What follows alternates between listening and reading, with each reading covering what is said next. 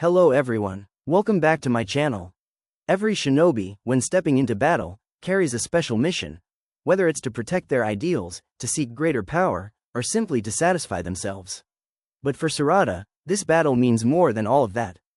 Kashin Koji's decision to bring her to the battlefield isn't just a calculated move. Behind it lies a much bigger plan.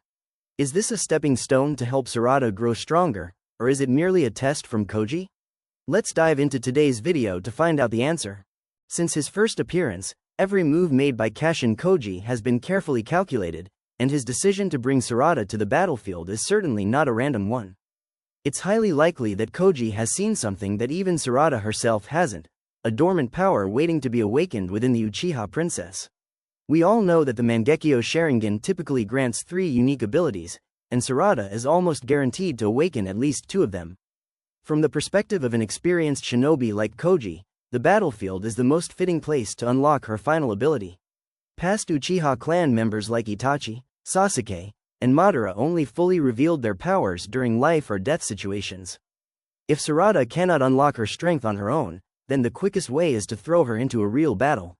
However, if this were merely a plan to help Sarada grow stronger, Koji probably wouldn't be this aggressive. Looking deeper, it's highly possible that he intends to make Sarada the key to countering Yura. To be fair, Yura is an overwhelmingly powerful opponent. Even Boruto may not be able to defeat him without thorough preparation. That's why Sarada's power could be a highly effective tool to help neutralize Yura, especially since he possesses many unpredictable abilities. It's very likely Koji realized this long ago. But beyond that, there's a deeper theory worth pondering. Is Kashin Koji also testing Boruto? Boruto has changed a lot since losing everything. But has he truly become someone capable of carrying the burden of destiny? A true leader can't always fight alone. They must know how to cooperate and place trust in their teammates.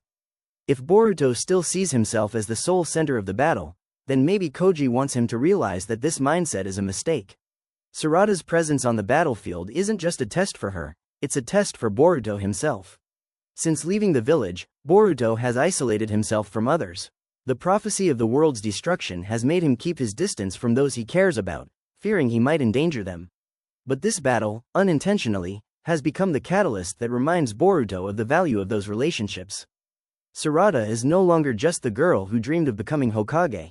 She's now a true shinobi, strong and capable enough to stand beside Boruto in battle. This forces Boruto to reevaluate things. Sarada is no longer someone who needs to be protected. She has become a comrade who can protect him in return. This battle will undoubtedly help Boruto realize that personal strength alone isn't the key to victory. It's the trust between comrades that truly makes the difference. We all understand that Yura is not an opponent who can be defeated by brute strength alone. The only way to defeat him is through a meticulous strategy, combined with the participation of today's most capable fighters. It's highly likely that Kashin Koji has made specific calculations for this confrontation, with Boruto and Sarada as the 2 most important pieces in his plan. If Sarada can fully master her visual jutsu, she could become the key to restraining Yura, creating the perfect opportunity for Boruto to land the finishing blow. But to make that happen, Boruto must also unlock his full potential. Meanwhile, Koji will act as the tactical mastermind.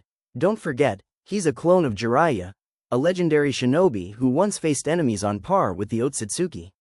With his experience and knowledge, Koji may not strike directly, but he can definitely guide Boruto and Sarada in executing a decisive combo attack. More importantly, this battle will lay the groundwork for future events, where the new generation of shinobi will face trials of their own. Of course, we can't place absolute faith in Koji's calculations. After all, he's someone willing to sacrifice even the smallest pieces for the sake of final victory. Forcing Sarada onto the front lines may not only be about awakening her inner strength, it could also be a strategic move against Yura.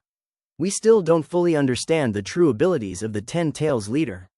What we do know is that he's currently stronger than Boruto and all the other new generation shinobi combined.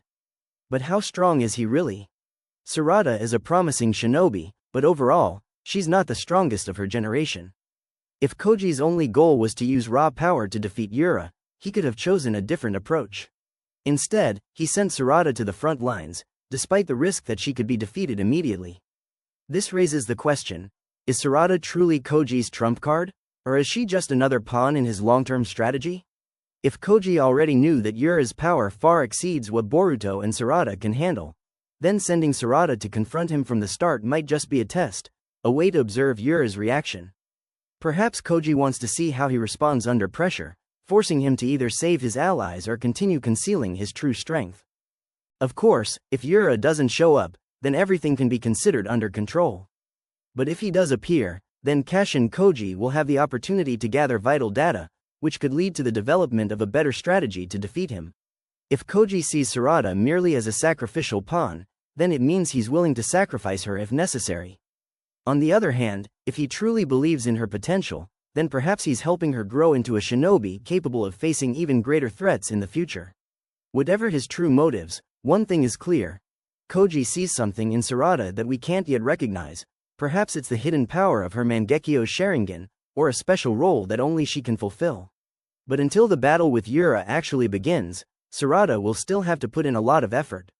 In the past, all attention was focused on Boruto, seen as the only one in the new generation capable of confronting the Ten Tails.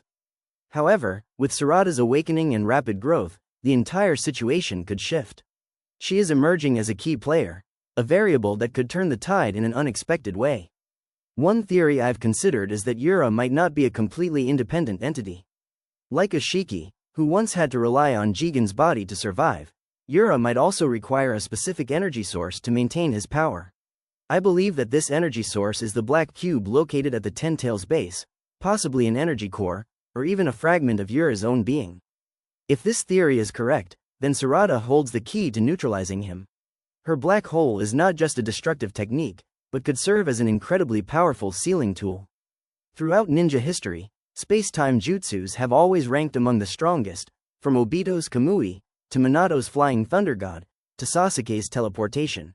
Yet despite many ninjas using space-time techniques, none have wielded a potential as terrifying as Sarada's black hole. If the Uchiha princess can expand it into a special dimension, she could absorb and imprison enemies. That would mean she could seal the cube itself, stripping Ura of the energy he needs to sustain his power. Once his advantage is gone, he wouldn't be as threatening, and the rest of the battle could be left to Boruto. In the past, Jiraiya wasn't the strongest of the legendary Sannin, but he had razor-sharp strategy and adaptability. This made him one of the most formidable shinobi of his time, and the reason he was able to train legends like Minato and Naruto. If Koji is trying to pass this same mindset onto Boruto, then it means Boruto can't rely solely on raw power to win. Having great power doesn't guarantee victory against all enemies. Boruto might have the karma seal and the legacy of the Otsutsuki with his Jogan, but if he lacks teamwork, winning will be incredibly difficult. That's why Koji is pushing Boruto into tough situations, to force him to think, to use all resources around him, and this is how he'll grow into a complete shinobi. Jiraiya trained Naruto in the same way. The Privy Sage didn't just teach him the Rasengan or how to summon toads. He taught Naruto that he didn't have to fight alone, as shown in the battle with Pain. Even though Jiraiya lost, he uncovered the secret of the Rinnegan and passed that knowledge on, allowing Naruto to win later. That's the clearest proof that a great ninja isn't just the strongest, but the one who can see ahead and plan each move toward victory.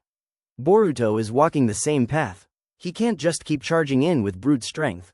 If he wants to win, to protect the people he loves, he has to learn to think differently. Only then will he become a shinobi worthy of carrying the fate of the world on his shoulders. That's the end of this theory video. If you enjoyed it, don't forget to like, share, and subscribe to support Ego Tuna and Babbitt Tuna. See you in the next video.